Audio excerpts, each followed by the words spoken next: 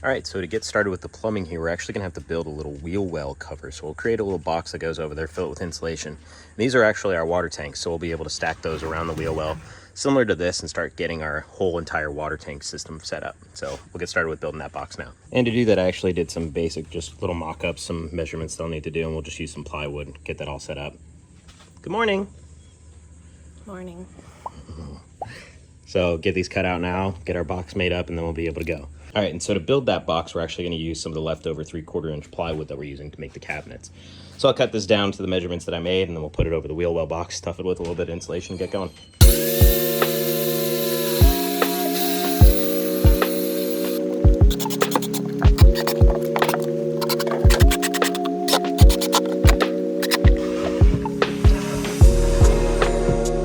So that fits pretty well. I'll have to get some brackets to screw into the bottom here, but yeah, next up we make the top.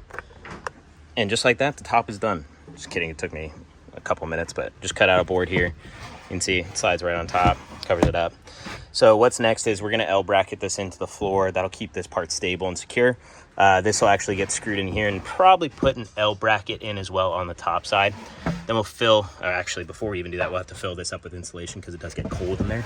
We want to make sure that's not sucking away any of the heat or the AC that we have going on. We'll put that on, and then now our mounting for our water tanks will be ready to go up on here. We'll kind of design a little way to hold all that after this. All right, so a little change of plan. I was originally going to plan on putting it up here, but it's just not going to be enough room from above and then running our shower lines and everything to the back. So I'm going to design a box that essentially makes this L shape work.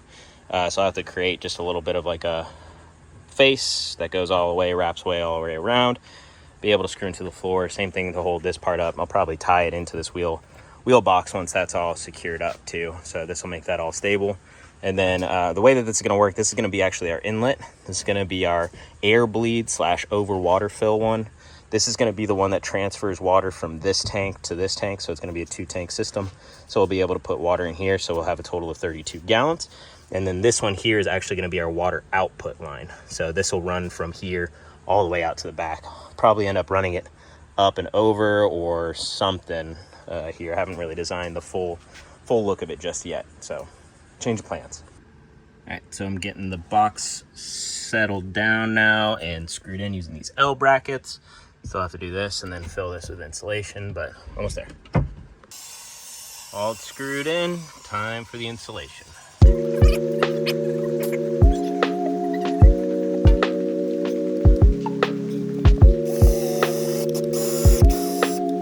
So the box is created now. Kind of put an L bracket up at the top. You might be able to see that, just to keep it from shaking, but this thing's in there now. So now we can start building the rest of the water system. I already have some of those pieces ready to be cut out just over here. So I'll start getting those all cut. But the fun part is we can test the system soon. Unfortunately, the sad part is nobody carries 3/8 male adapter pieces for PVC or PEX pipe conversion. So I had to order that. So that'll be coming tomorrow. Yay. I got all of those pieces cut out to box in the water tanks, so we're gonna go ahead and fit those appropriately and make sure that it all works as a box. We're not gonna get them all set up or anything yet because we still want to dry test this fit, and then we also want to try the plumbing out, make sure everything works before we kind of bolt everything in. So I'll just get that all set up now and show you what it looks like. All right, so I got a pretty loose dry fit. I think it'll work, you know, as we get through, kind of get things a little bit more. I might tune it up just a little bit, but main goal was just to secure this. I don't care if it's pretty or not back here. It's not gonna be seen by people. So I'm okay with that for right now. So now we just got to wait for some of those parts to come in. What we're actually going to be using plumbing wise is going to be this PEX pipe. So I've got some blue, got some red over there to indicate hot and cold water. So PEX pipe is really good because it's flexible, but it's also pretty strong. Allows us to bend around corners, especially in bumpy roads and stuff. I'm not going to be worried about this like breaking or coming loose or anything. The connections between each joint are pretty tight.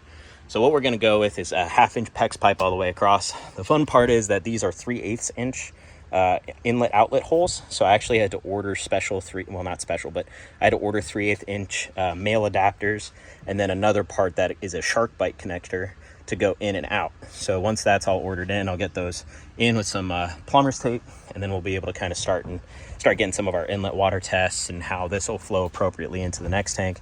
And then hopefully by the end of the day, we can test out our pump just with cold water for right now, make sure everything works on the faucet. Parts came in, and this is the part that's been such a pain to get. This is a 3/8 inch male adapter to a 1/2 inch. So these are going to just go into all these open ports here. So as I was saying, these are going to lay out in a similar fashion here. We're going to have our inlet water here. This is going to be the vent tube, or it might be vice versa, just depending on where I kind of want to put the inlet spigot. It might be right up here. This might flip-flop, but you essentially need this. Obviously, water needs to go into the inlet, and you need a little vent tube. What the vent tube does is it allows air to go in and out of the system. This is not a pressurized system. It's from a pump. So you need to make sure that there's a little hole in here that is used to vent the air completely. On top of that, this is also going to be a drain line for an overfill line. So let's say that we fill this up way too much. It'll just come right back out of that drain, and we'll probably have a drain tube just kind of run out here that I'll plug in whenever we need to fill up. But that's what these are for, so I'll start getting those all set up now and kind of start getting our system set. And so just to note for all these connections, I'm actually going to be putting plumber's tape on all the threads here. That's just to give it a better seal, make sure no water. Even if it's plastic or brass, I'm just going to do it.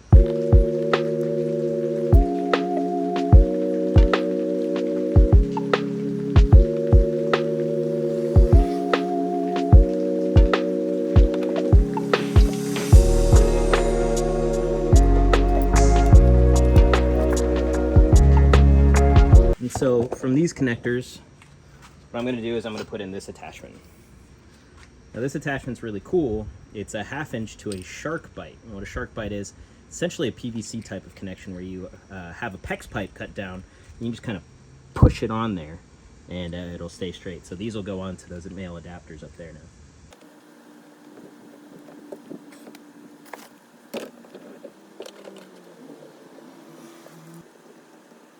So with those in now, we can start working with our PEX pipe. Now the first bit I'm actually going to do is the tank to tank connection. I just want to make sure that everything works appropriately. I feel like this is going to be the easiest area to work in. So what I'm going to do is I'm going to kind of give a little bit of an eyeball on how long this has to be, make sure that the distance works, and then kind of start setting up all those connections. Show you how the shark bite tool works and everything.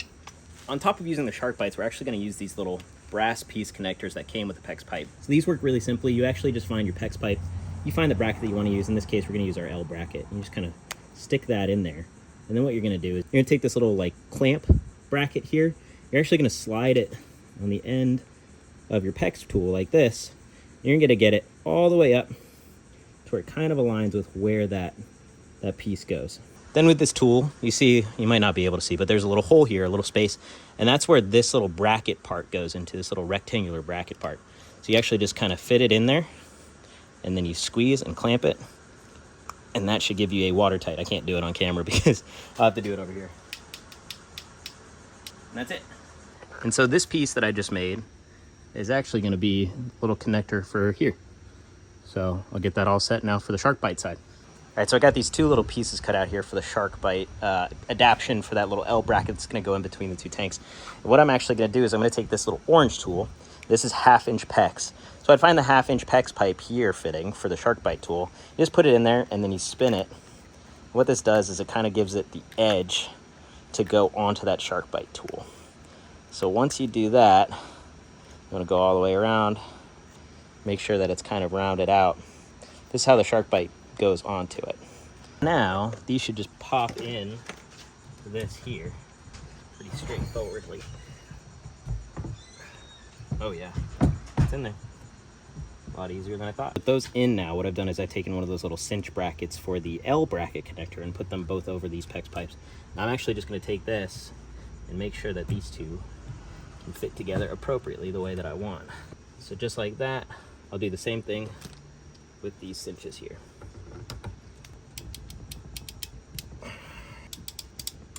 There we go, first connection.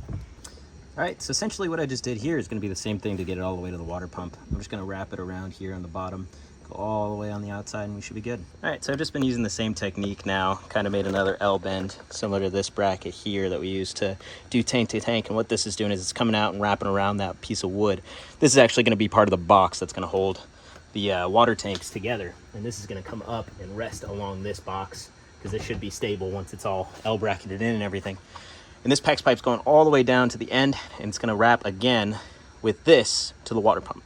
So another L bracket down there at the end. Hey everybody, post-production Peter here. I just want to give you guys a little bit of an update. So I got real frustrated with this build, and you're going to see pretty soon here, I'm going to be redoing the entire water system. Just to give you a rundown, what happened between right here and the previous cut is I ran all of the PEX pipe. That means all the PEX pipe for the water tank out to the water pump, as well as some hot water and some cold water lines. Those would be both for the sink and for the actual shower. Unfortunately, it just got to a point where I realized that this system wasn't going to work, and the video that I have coming up here pretty soon is going to be a full rundown of a new system, a better system, and just an easier system. But just note, the main changes here are you can see a little bit of a change in the PEX pipe runs from the tank to the actual pump itself. The pump that I'm using is a pretty easily pressurized system. Nothing crazy. It's just an electric DC motor that pumps the water from the tank there out to the shower as well as to the sink itself. So that's all the changes there. I apologize. I didn't capture it well enough like I did the first part. I just got real frustrated with this. Again, going to do better in the next one. I apologize. Love you guys. Thanks for watching.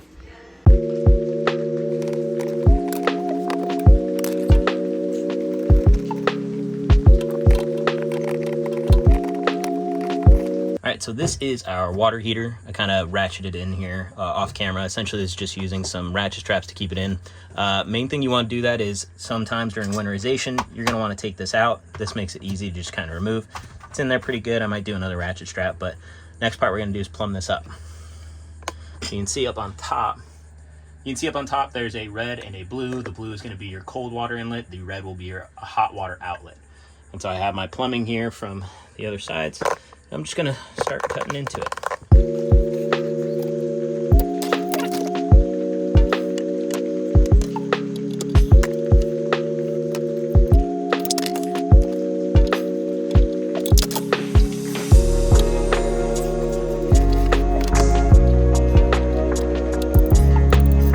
All right, cold water's plumbed in.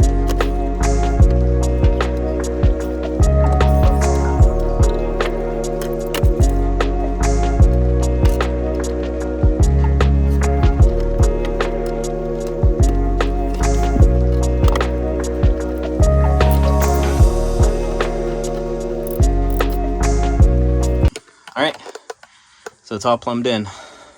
You have your cold water inlet from your tanks going to the pump. From the pump, that cold water splits out to a T.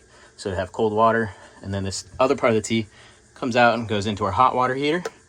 And then this will heat the water, obviously, go up through our hot water pipe, go out and split to the sink hot water, and then the shower hot water back there.